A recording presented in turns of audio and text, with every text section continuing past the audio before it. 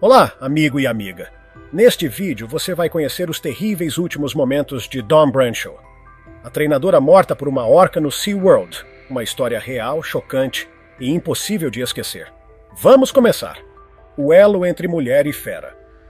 O espetáculo era uma dança coreografada entre mulher e fera, uma performance que levou anos de treinamento, confiança e repetição para ser aperfeiçoada. Mas o que aconteceu naquele dia deixou centenas de testemunhas paralisadas. Foi o último dia de vida da treinadora Dawn Brancheau. Diante de uma arena lotada, sob a luz do dia, algo saiu do controle. Mas essa não é só uma história trágica, é um chamado para despertar. Se você acredita que os animais merecem liberdade e que a verdade precisa ser ouvida, curta esse vídeo, compartilhe e inscreva-se no canal para manter essa conversa viva. Número 2. A menina que amava o oceano, Dawn Brancheau, era muito mais que uma treinadora de mamíferos marinhos. Desde criança, ela era fascinada pelo oceano. Enquanto outras crianças colecionavam conchas, Dawn memorizava os nomes de todas as espécies de baleias e golfinhos.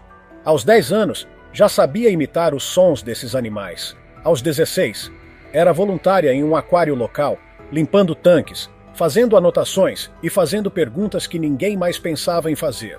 Com 24 anos, se formou com honras em biologia, com especialização em comportamento marinho. Mas o que realmente a diferenciava não eram os diplomas.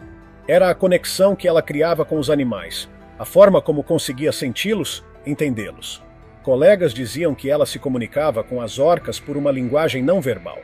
Elas pareciam confiar nela de uma maneira que nem mesmo os treinadores mais experientes conseguiam compreender. Número 3. O sonho chamado SeaWorld. Menos de um ano após a formatura, Dawn foi recrutada pelo SeaWorld, o principal parque marinho da rede. Para ela, era a realização de um sonho. Dawn cresceu rapidamente dentro da equipe e se tornou uma das treinadoras de orcas mais respeitadas do parque. Visitantes se lembravam do seu nome. Estagiários a viam como referência. Ela não era apenas uma estrela dos shows. Era também uma defensora dos animais, trabalhando silenciosamente nos bastidores por melhorias no tratamento e no estímulo dos animais sob seus cuidados. Ela acreditava que humanos e predadores marinhos podiam coexistir por meio do respeito, e não da dominação. Costumava repetir: eles não trabalham para a gente, nós trabalhamos juntos. Número 4. A verdade por trás do espetáculo. Mas no mundo do entretenimento marinho, nem tudo é como parece. Por trás dos sorrisos, dos saltos sincronizados e das acrobacias perfeitas, estão criaturas extremamente inteligentes, emocionais e às vezes imprevisíveis. Dawn sabia disso melhor do que ninguém. Mesmo assim, nem ela poderia prever o que estava por vir. Número 5. O Império SeaWorld e seu astro maior. O SeaWorld Orlando é um símbolo da fascinação humana pelo oceano. Com mais de 240 mil metros quadrados de lagos artificiais, teatros e tanques, o parque atrai milhões de visitantes todos os anos. O grande destaque era o espetáculo Shamu Show, repleto de energia, emoção e movimentos coordenados com baleias assassinas, os maiores predadores já mantidos em cativeiro. Mas o que poucos sabiam era da longa e controversa história por trás das apresentações. Número 6. Da captura à submissão. O programa de orcas do SeaWorld começou há mais de 3 décadas, numa época em que ainda era legal capturar orcas selvagens em algumas regiões. Nos primeiros anos, os shows eram simples demonstrações de força e obediência. Com o tempo, as coreografias se tornaram mais complexas. Os treinadores passaram a nadar com os animais, surfar nas nadadeiras dorsais, beijar os focinhos das orcas. Mas o público não via a pressão psicológica e física que tanto os animais quanto os humanos sofriam para manter aquela ilusão de harmonia. Número 7. Chili Kun, o gigante marcado pela dor. Entre as orcas do parque, uma se destacava, Chili Kun, um macho gigantesco de aproximadamente 5.400 quilos, capturado ainda filhote na costa da Islândia. Com quase 7 metros de comprimento, nadadeiras largas e cicatrizes nas laterais, marcas de brigas por dominância com outros machos, Chili Kun era imponente, inteligente e imprevisível. Ao longo dos anos, já havia protagonizado diversos episódios preocupantes, recusas de comando, sinais de agitação, comportamentos territoriais. Inclusive, ele esteve envolvido em 2 mortes anteriores. Uma em 1991 de uma treinadora no Canadá, e outra em 1999, de um intruso que invadiu o parque em Orlando. Número 8. Avisos ignorados. Especialistas alertavam há anos que orcas, especialmente machos em cativeiro, podiam desenvolver distúrbios comportamentais. Na natureza, esses animais percorrem até 160 km por dia com seus grupos familiares, formando laços sociais complexos. Num tanque de concreto, sem estímulos naturais e com agrupamentos artificiais, a frustração cresce. A doutora Elaine Satterfield, bióloga marinha renomada e ex-consultora do SeaWorld, declarou: "Quando você tira uma orca do seu ambiente natural, você não a coloca apenas em um tanque. Você coloca sua mente numa prisão, e às vezes ela quebra." Mesmo assim, Tilikum continuava como estrela do show, e principalmente confiava em Dawn. Ou confiava. Número 9. A calmaria antes da tragédia. Nas semanas que antecederam o ataque, algo mudou. Tilikum começou a ficar apático na superfície da água. Ignorava comandos com mais frequência, exibia comportamentos de domínio como o famoso estalo de mandíbula. No dia do ataque, tudo parecia calmo. Mas era uma calmaria enganosa. Era 24 de fevereiro de 2010, uma tarde quente e úmida. O público se reunia para o espetáculo Almoce com Chamu. Dawn seguia sua rotina. Checklist, conversa com a equipe, observação do animal. Às 2 da tarde, ela entrou na plataforma com seu traje de neoprene, cabelo preso e fone de ouvido. Tilikum fez um salto perfeito, molhando as primeiras fileiras. Parecia mais um show comum, mas alguns detalhes estavam fora do lugar. Número 10. O momento em que tudo mudou, Tilikum demorava a responder aos comandos. Deslizava mais agressivamente na plataforma. Suas batidas de cauda causavam vibrações mais fortes. Dawn percebeu, os treinadores também. Mas ela continuou. A confiança entre os dois, construída em uma década, era seu alicerce. Chegaram a uma manobra familiar, contato direto com Dawn em uma plataforma submersa, cara a cara com o animal. Ela estendeu o braço pedindo um nado lateral. Um espectador viu claramente. Tilikum mudou repentinamente. Mergulhou, reapareceu no lugar errado e então atacou. A mandíbula se fechou no braço de Dawn e a arrastou violentamente para a água. O público gritou.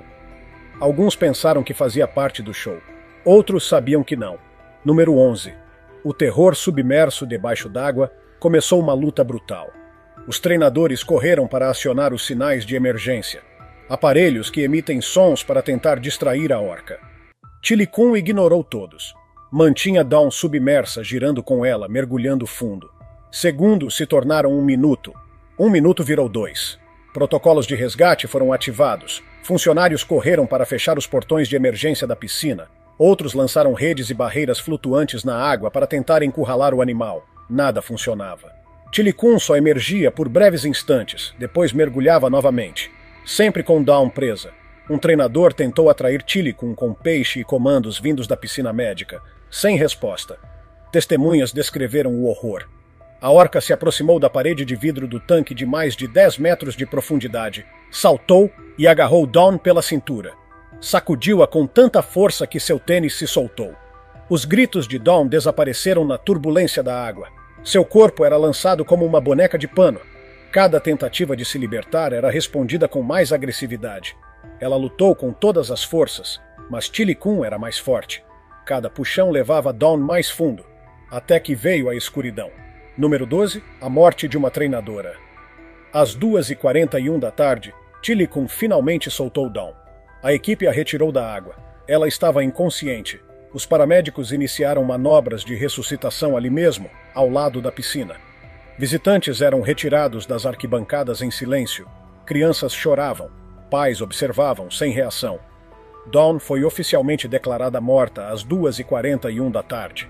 Tudo aconteceu em menos de 7 minutos. Uma carreira admirada, uma vida inteira dedicada aos animais, uma relação de mais de 10 anos com Tilikum, tudo terminou de forma violenta e irreversível. O que fez Tilikum atacar? Estresse? Instinto? Ou algo que ainda não compreendemos totalmente? O que restou na piscina foi o silêncio e uma pergunta que nunca mais deixaria o SeaWorld em paz. Número 13. Reação imediata. Horas após o ataque, o SeaWorld entrou em estado de emergência. Shows foram cancelados. A área do anfiteatro foi isolada. Pouco antes do pôr do sol, um comunicado foi enviado à imprensa. Estamos profundamente tristes em confirmar o falecimento de uma de nossas treinadoras mais experientes e queridas, Dawn Branshaw. Nossos pensamentos estão com sua família, amigos e toda a equipe do SeaWorld neste momento devastador. O parque se recusou a responder perguntas adicionais. A OSHA, Administração de Segurança e Saúde Ocupacional, iniciou uma investigação imediata. Agências federais de vida selvagem foram notificadas. Veterinários começaram a avaliar o comportamento de Tilly Coon. Imagens de vídeo dos shows foram revisadas quadro a quadro. Registros internos foram abertos. Relatórios antigos sobre incidentes com Tilly Coon foram resgatados. Documentos que o público nunca tinha visto. Número 14, o laudo brutal. O laudo da autópsia saiu em menos de 48 horas e era devastador. Dawn havia sofrido traumas extensos, lesões por impacto no tórax, abdômen e pescoço, diversas costelas fraturadas, ombro deslocado, hemorragia pulmonar. A causa da morte foi oficialmente listada como afogamento após submersão prolongada, mas o legista afirmou, mesmo sem o afogamento, os traumas internos por si só poderiam ter sido fatais. Esses detalhes vazaram rapidamente para a imprensa. A resposta do público foi imediata e furiosa. Número 15. O mundo reage. Jornais e canais de TV estamparam manchetes por todo o país.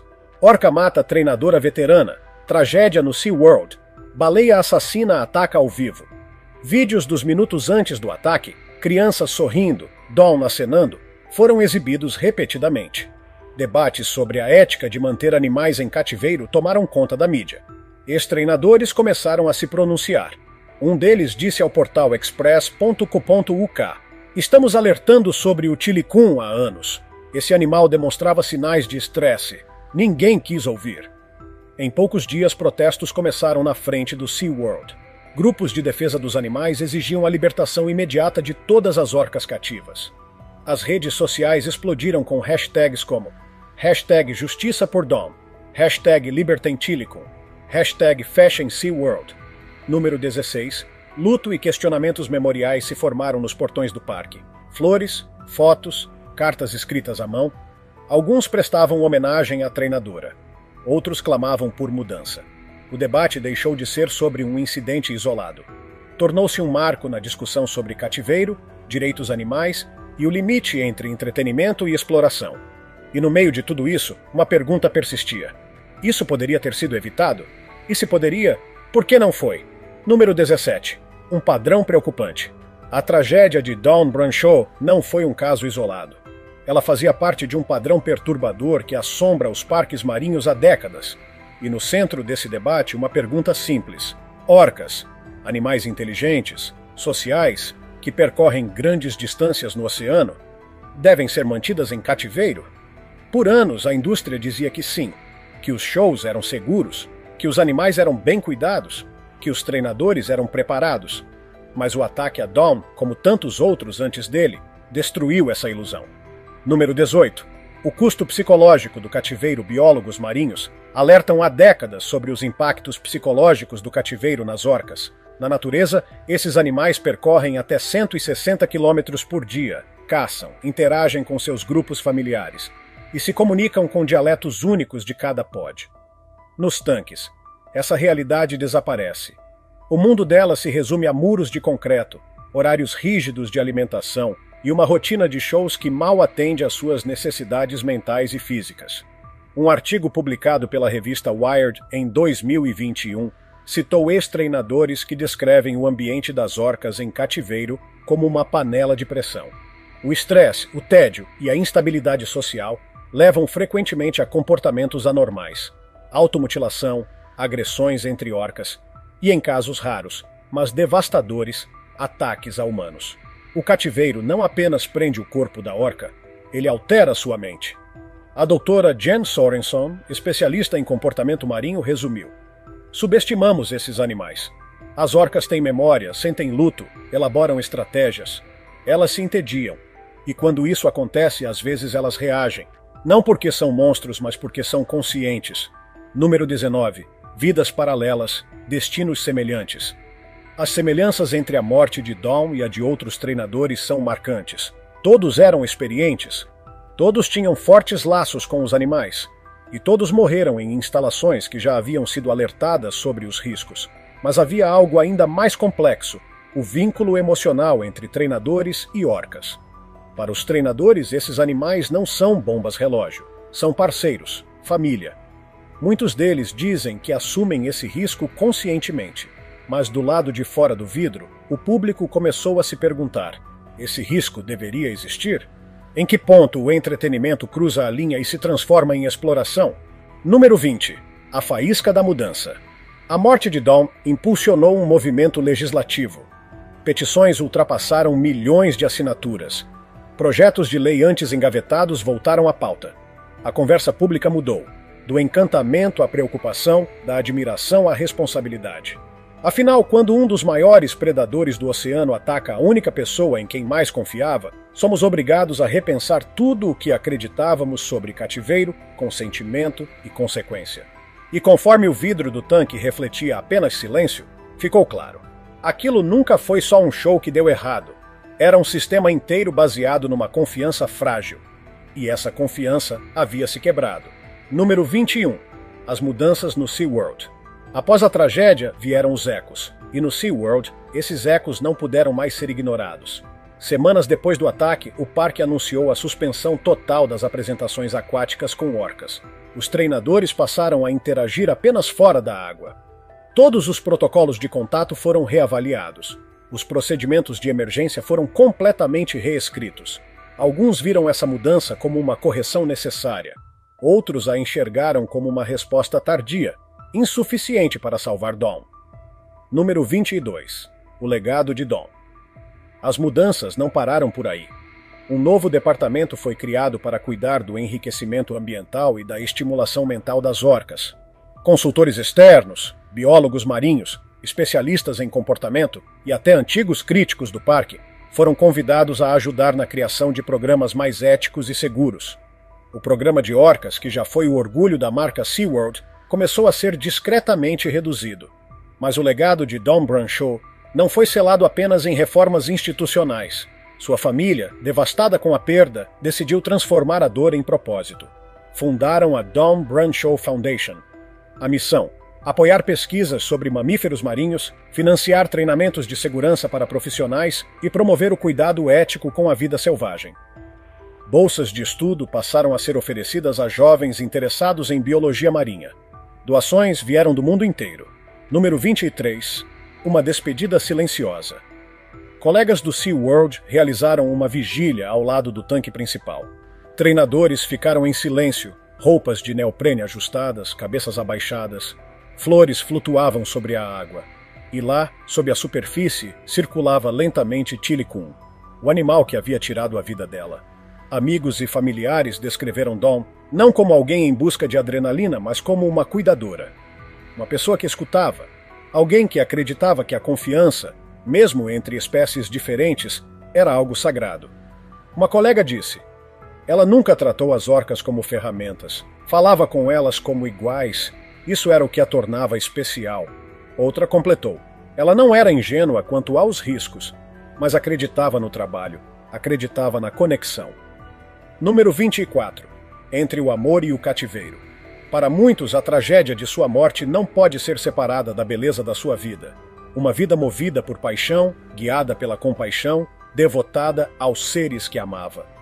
A história de Dom Brancheau terminou em violência, mas seu legado continua vivo, em cada conversa gerada por sua morte, em cada política reformada, em cada jovem cientista inspirado e em cada orca que ganhou um pouco mais de liberdade. Número 25. As perguntas que não podemos ignorar. A história de Dom Brancheau é um lembrete doloroso da relação complexa entre humanos e o selvagem. É a história de uma mulher que deu tudo por um animal que amava.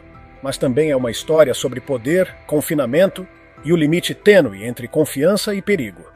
Sua morte forçou o mundo a discutir não apenas sobre orcas em cativeiro, mas sobre as escolhas que fazemos em nome do entretenimento.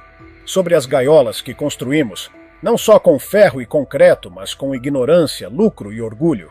É possível amar um animal e, ao mesmo tempo, negar a ele a liberdade que define sua essência? Essas perguntas são difíceis, mas precisam ser feitas. Número 26. O que vem depois? Com o tempo, os parques começaram a mudar. As políticas passaram a ser repensadas. E uma coisa ficou clara. Dawn não morreu em vão. Sua história gerou mudanças. Aumentou a conscientização. Trouxe a compaixão para o centro da discussão. Mas o trabalho está longe de terminar. Se a história de Dawn te tocou, te fez refletir ou questionar, que esse seja o começo. Apoie a conservação marinha. Informe-se sobre a realidade do cativeiro. Compartilhe histórias como a dela. Dê voz aos que não podem falar, porque por trás de cada apresentação, por trás de cada parede de vidro, existe uma história, e às vezes essa história termina em silêncio. Se tiver gostado do vídeo, deixe seu like e inscreva-se em nosso canal para acompanhar todas as novidades. Te encontro em um desses vídeos que estão aparecendo agora na sua tela. Cuidem-se, pessoal!